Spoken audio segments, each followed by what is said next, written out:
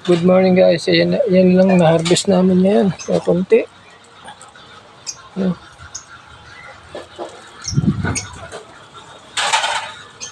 Kunti lang na-harvest namin ngayon. Tapos may nagdala dito sa amin ng luya. Yung pinsang ko. Pinabebenta rin sa akin. Yan ah.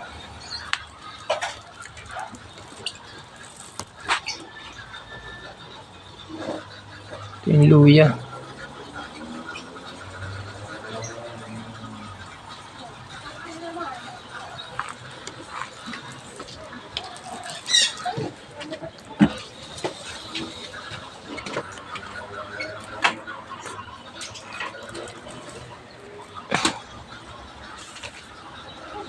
Ngayon lang kami nakapag ng luya. Hindi ko lang kung paano pagpapake nito. Kaya hihintayin pa namin yung nakuha sa amin. Siya daw magpapake nito. Hindi ko pa alam kung paano ang diskarte dito eh.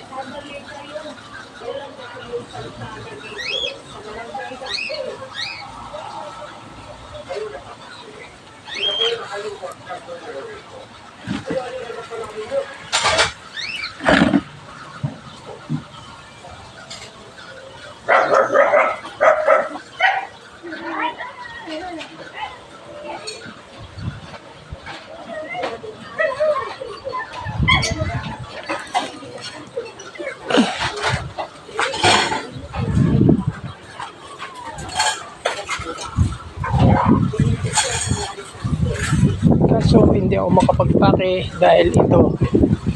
Oh.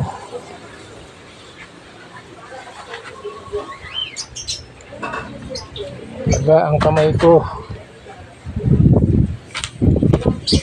Sakit.